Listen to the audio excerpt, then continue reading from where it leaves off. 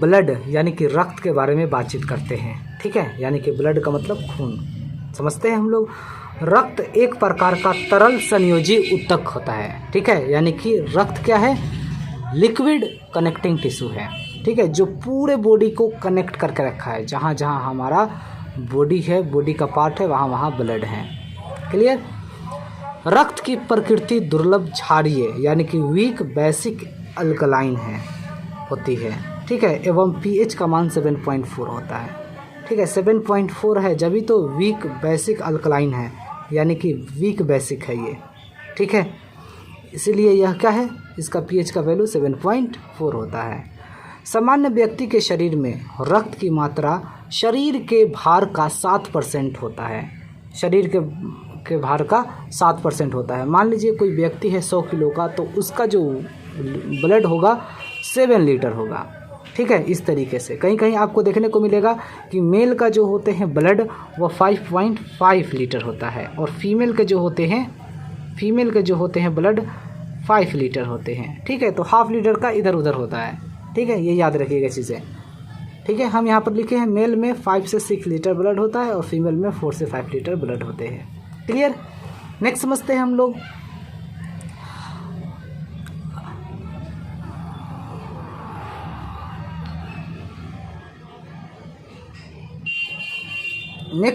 हम लोग। रक्त के अध्ययन को हेमेटोलॉजी कहते हैं।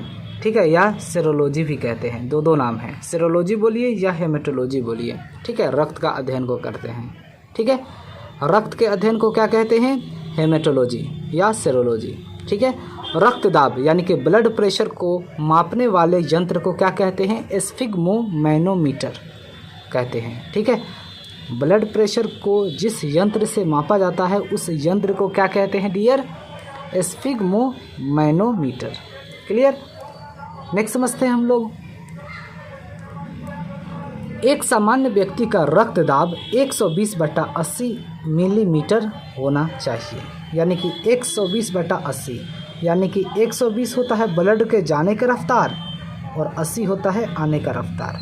ठीक है, यानी कि सिस्टोलिक 120 और डायस्टोलिक 80 मिलीमीटर होना चाहिए। ठीक है, समझ में आ गया? 120/80 अगर किसी का ब्लड प्रेशर है तो ठीक ठाक है, सही है, बढ़िया है, कोई दिक्कत नहीं है। नेक्स्ट समझते हैं हम लोग। एक वयस्क मानव में रक्त का निर्माण अस्थिमज्जा यानी कि बोन मैरो में होता है। ठीक है डियर, ब्लड का निर्माण कहाँ होता है? बोन मैरो में। बोन मैरो क्या होता है? देख लीजिए, जो हड्डी होता है, अगर आप हड्डी को ईंट पत्थर से मारिए, तोड़िए, और हड्डी के अंदर देखिएगा जाली जैसा बना होता है, लाल लाल जाली जैसा होगा, वहीं पर क्या होते हैं? बोन मैरो, उसी को कहते हैं, उसी में ब्लड का निर्माण होता है। ठीक है, याद रखिएगा चीज़ें। भ्रूण का मतलब जो बच्चा माँ के पेट में ही है, जिसको बोलते हैं हम लोग एम्ब्रोए अवस्था में, इनका निर्माण यकृत यानी कि लीवर में होता है। ठीक है, जो बच्चा माँ के पेट में है, क्यों ना वो 9 महीने का हो, लेकिन उसका जो ब्लड का निर्माण होगा वह लीवर में ही होगा, यानी कि यकृत में होगा। समझ में आ गया? नेक्स्ट समझते हैं डियर हम लोग। रक्त का संगठन यानी कि कंपोनेंट, रक्त का संगठन यानी कि कंपोजिशन ऑफ ब्लड, इसके बारे में जान लेते हैं हम लोग। देखिए, प्लाज्मा जो होता है 55% होता है और ये लिक्विड के फॉर्म में होते हैं, और रुधिराणु जिसको हम लोग बोलते हैं ब्लड कॉर्पस्कल्स, ठीक है, ये रक्त कणिकाएँ बोलते हैं या रुधिराणु बोलिए। ठीक है, यह ठोस अवस्था में पाया जाता है और ये द्रव अवस्था में पाया जाता है। अब प्लाज्मा एक्चुअली क्या होता है? ये थोड़ा पीला होता है, बिलिरुबिन के कारण प्लाज्मा हल्का पीला होता है। ठीक है, और बिलिरुबिन कौन बनाता है? लीवर बनाता है।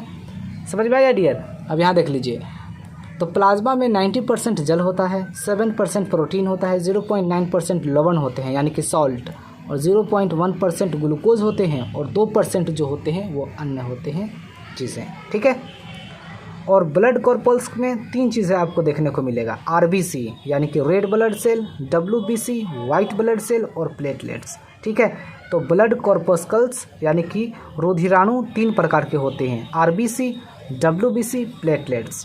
क्लियर? समझ में आ गया आपको? ठीक है, रुधिराणु यानी कि कॉर्पस्कल्स कितने टाइप के होते हैं? 3 प्रकार के होते हैं, आरबीसी, डब्ल्यूबीसी, प्लेटलेट्स। क्लियर? या रक्त कणिकाएँ बोलिए, रुधिराणु बोलिए, कॉर्पस्कल्स बोलिए। ठीक है, ये 3 टाइप के होते हैं। RBC, WBC, platelets. क्लियर यहाँ तक? क्लियर। प्लाज्मा, ठीक है, यह रक्त का तरल अवस्था में पाया जाने वाला भाग होता है। प्लाज्मा तरल अवस्था में होता है, इसका 90% भाग जल होता है। बिलिरुबिन के कारण इसका रंग हल्का पीला होता है, हल्का पीला होता है प्लाज्मा का रंग। किसके कारण? बिलिरुबिन के कारण, ठीक है। और बिलिरुबिन कौन बनाता है बताइए? लीवर बनाता है, ठीक है, लीवर बनाता है। नेक्स्ट समझ लीजिए, वाटर जो होता है इसमें 90% होते हैं। ग्लूकोज और खनिज लवण ये दोनों मिलकर ऊर्जा का निर्माण करते हैं, ठीक है, प्लाज्मा में, ठीक है। प्रोटीन, अब देख लीजिए, प्रोटीन अगर आपसे पूछे कि प्लाज्मा में प्रोटीन कौन कौन से पाया जाता है, कौन कौन से प्रोटीन होते हैं, देखिए ये सब प्रोटीन के नाम हैं। ये सब जो होते हैं ब्लड को थक्का बनाने में मदद करते हैं। समझ में आ गया डियर?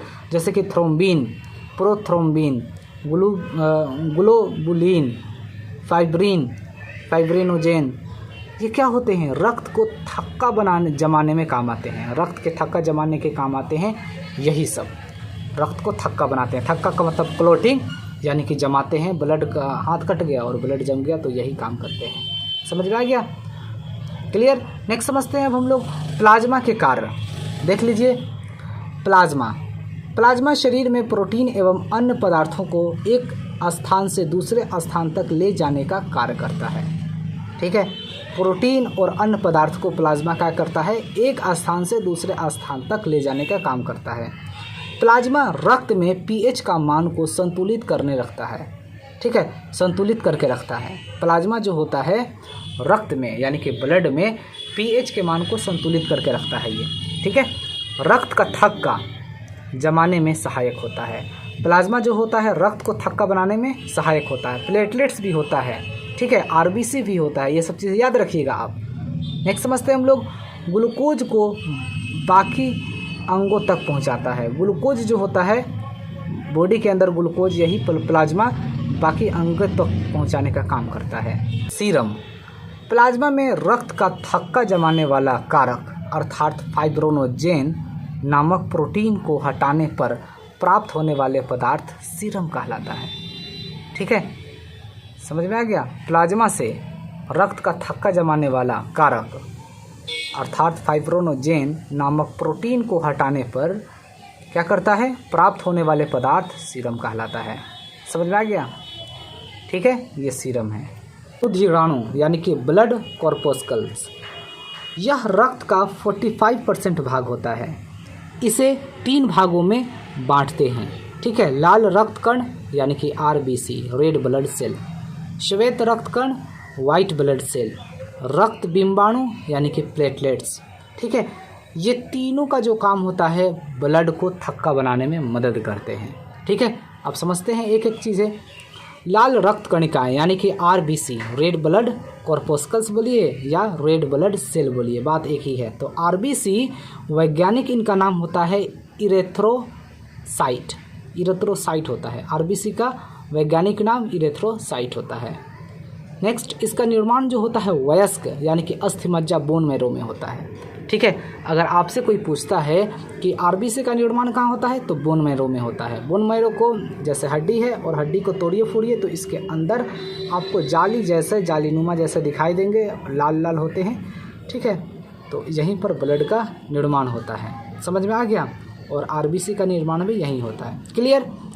इसका जीवन काल 120 दिन का होता है, ठीक है। इसका मृत्यु जो होता है पीलिया में होता है। देखिए, जो आरबीसी होते हैं रेड ब्लड सेल, ये 120 दिन के बाद मर जाते हैं, लेकिन मर जाते हैं तो ये पूरे बॉडी में घूमते रहते हैं। और स्प्लीन क्या करता है?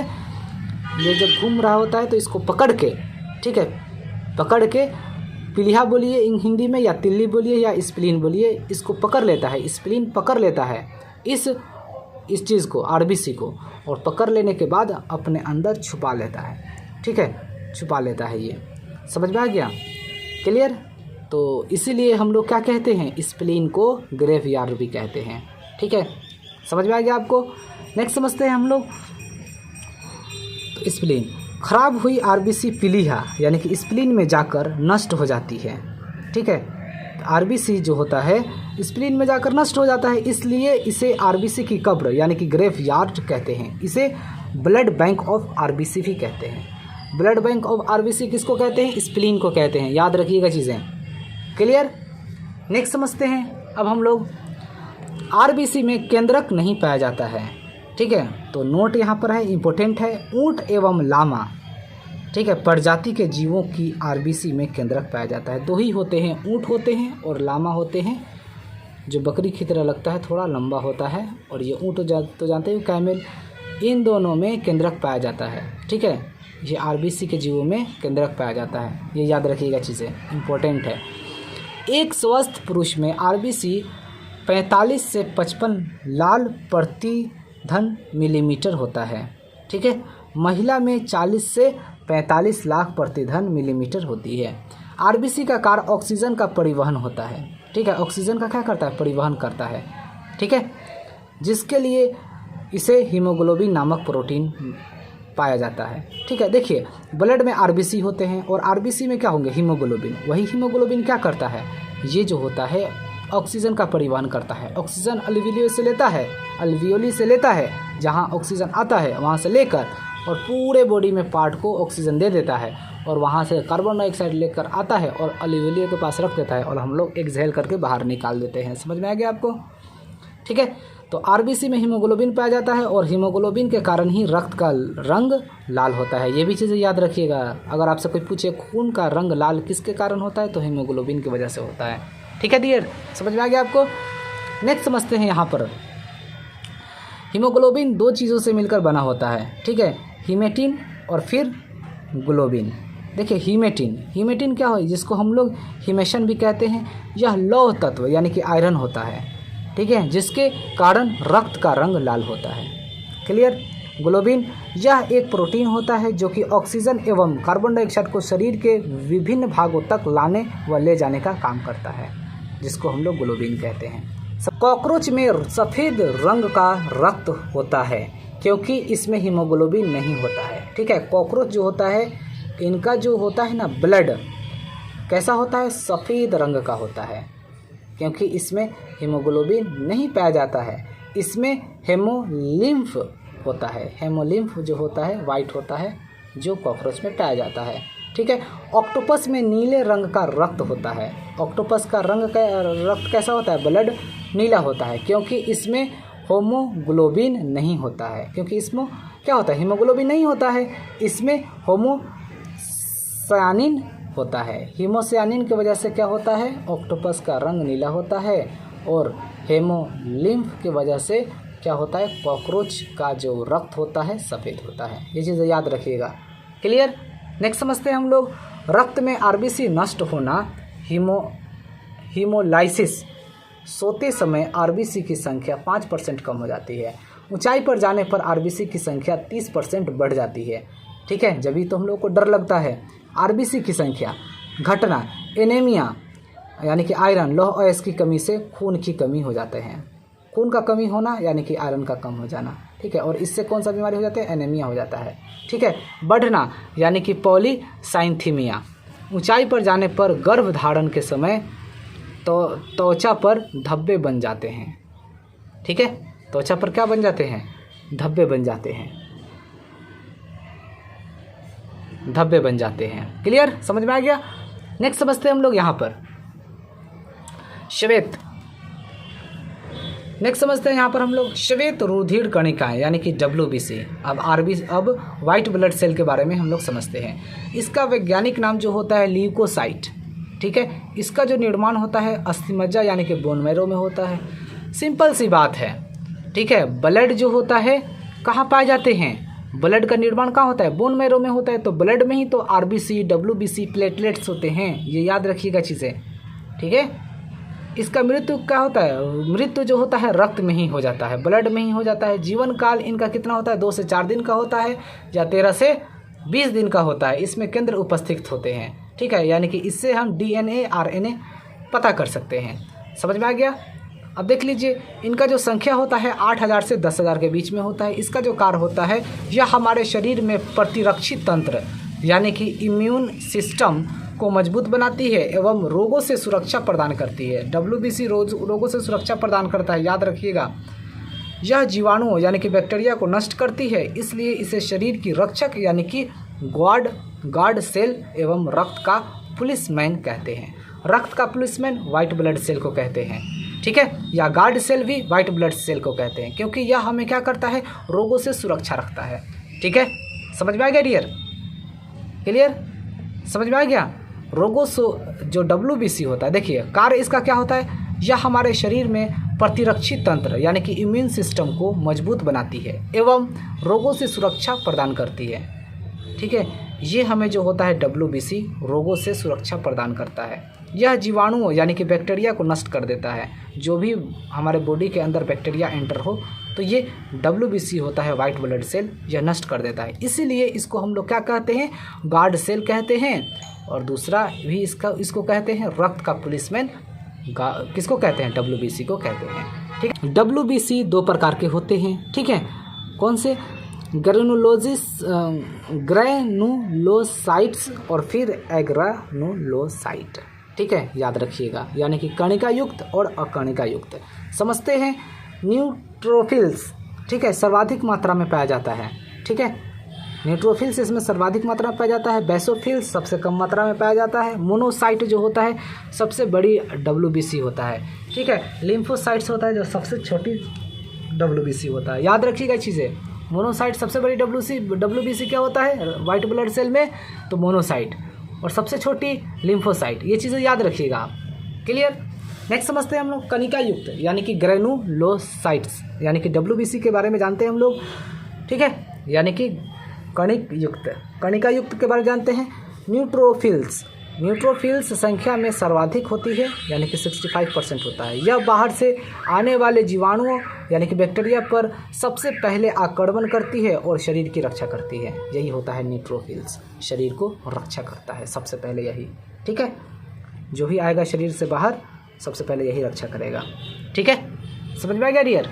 नेक्स्ट समझते हैं हम लोग बेसोफिल्स सबसे कम संख्या में होती है। यह हमारे शरीर को एलर्जी से बचाती है। जो भी एलर्जी होता है यही शरीर से बचाता है, और ये ज़्यादा नहीं 1% ही होता है हमारे बॉडी में। क्लियर? इसोनोफिल्स, ठीक है, इसोनोफिल्स परजीवी यानी कि प्रोटोजोआ के संक्रमण से सुरक्षा करती है। ठीक है, त्वचा के संक्रमण के समय इनकी संख्या में वृद्धि हो जाती है। ठीक है, इसोनोफिल्स। ठीक है, अब नेक्स्ट समझते हैं हम लोग अकणिका युक्त यानी कि WBC में अकणिका युक्त में मोनोसाइट्स क्या होते हैं? मोनोसाइट सबसे बड़ी आकार की WBC होती है, घाव भरने में मदद करती है। मोनोसाइट घाव भरने में मदद करती है, याद रखिएगा चीज़ें। लिम्फोसाइट सबसे छोटी आकार की WBC होती है। यह मेमोरी सेल का निर्माण करती है। मेमोरी सेल का निर्माण ये करती है। ठीक है, लिम्फोसाइट्स। ठीक है, और घाव भरने में जो मदद करती है मोनोसाइट्स करती है। रक्त बिंबाणु यानी कि प्लेटलेट्स, वैज्ञानिक नाम जो होता है थ्रोम्बोसाइट्स होता है। ठीक है, इसका जो निर्माण होता है अस्थिमज्जा में होता है। ठीक है, मैं बता रखा हूँ आपको ब्लड का निर्माण कहाँ होता है, अस्थिमज्जा यानी कि बोन मैरो में होता है। आप हड्डी को तोड़िएगा फोड़िएगा, मान लीजिए ये हड्डी है, इसको तोड़िए फोड़िए, इसको अंदर की तरफ इंक निकलेगा, वैसे ही अंदर की तरफ क्या निकलेंगे, जाली जैसे बने हुए मिलेंगे, लाल मिलेंगे, वहीं पर क्या बनते हैं, ब्लड बनते हैं। और ब्लड में ही क्या होता है, RBC, WBC और प्लेटलेट्स होते हैं। याद रखिएगा आप चीज़ें। ठीक है, और इनका जीवन काल 3 से 5 दिन का होता है। इसका कार्य क्या होता है, रक्त का थक्का जमाने में मदद करना होता है। ठीक है, प्लेटलेट्स रक्त को थक्का जमाने में मदद करता है। प्लेटलेट्स केवल स्तनधारी यानी कि मैमल्स में पाया जाता है। सामान्य व्यक्ति की प्लेटलेट्स 1.5 लाख से 4.5 लाख प्रति माइक्रोलीटर। डेंगू बुखार में प्लेटलेट्स की संख्या तेज़ी से कम हो जाती है। ठीक है, प्लेटलेट्स जो कम होता है सबसे तेज़ी से वह डेंगू होता है। डेंगू जब काटता है तो प्लेटलेट्स ही तो कम हो जाता है। ठीक है, तो प्लेटलेट्स बढ़ाने के लिए क्या करना चाहिए हम लोगों को, गाय का दूध आप पीजिए, बकरी का दूध पीजिए, फल फ्रूट खाइए, प्लेटलेट्स बढ़ जाएगा। ठीक है, समझ में आया? नेक्स्ट समझते हैं हम लोग रक्त बिंबाणु से संबंधित बीमारियां। देखो, हीमोफीलिया आनुवंशिक रोग है जिसमें शरीर के बाहर बहता हुआ रक्त जमता नहीं है। इसके कारण चोट या दुर्घटना में यह जानलेवा साबित होती है, क्योंकि रक्त का बहना जल्द ही बंद नहीं होता। ठीक है, हीमोफीलिया एक बीमारी होता है डियर, हीमोफीलिया एक बीमारी होता है जो अगर ब्लड कट जाए, चोट लग जाए तो खून निकल रहा है तो खून निकलता ही रहेगा, निकलता ही रहेगा। अब जब क्लोटिंग नहीं होगा तो क्या होगा, आदमी मर जाता है।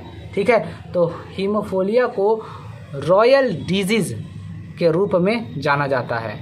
अब यहाँ पर क्योंकि ये रॉयल ख़ानदान से ये होता आ रहा है, एक चीज़ है हीमोफीलिया बीमारी, रॉयल्स लोगों में होते हैं।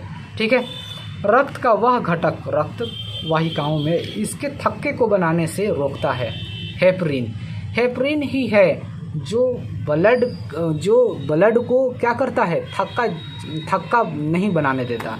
ठीक है, नहीं तो क्या करता है, प्लेटलेट्स, आरबीसी, डब्ल्यूबीसी, ये सारे का ये काम होता है ब्लड को थक्का करना, यानी कि ब्लड को जमाना, वो भी बॉडी में। लेकिन ये हेपरिन पता है क्या कहता है, ये कहता है कि हमारे रहते हुए कोई ब्लड नहीं जमाएगा।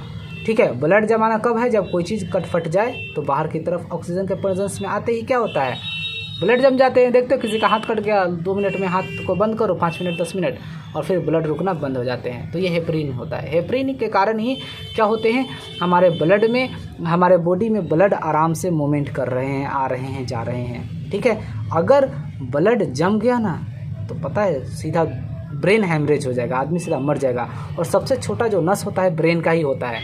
ठीक है, तो ये याद रखिएगा। संख्या में आरबीसी सबसे ज़्यादा होता है, फिर आरबीसी के बाद प्लेटलेट्स, उसके बाद डब्ल्यूबीसी बहुत कम होता है। ठीक है, और आकार में देखा जाए तो डब्ल्यूबीसी का आकार सबसे बड़ा होता है, फिर उससे छोटा होता है प्लेटलेट्स, और सबसे छोटा होता है आरबीसी का। ठीक है, अगर आपसे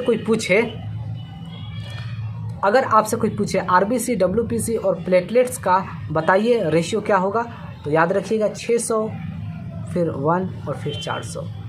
ठीक है, इसको साइड में चेंज भी कर सकता है। पहले पूछे कि आरबीसी, प्लेटलेट्स और डब्ल्यूबीसी का बताइए रेशियो क्या होगा, तो 600, 400, 1:2 में बोल देना, 1:2 लगाकर। ठीक है,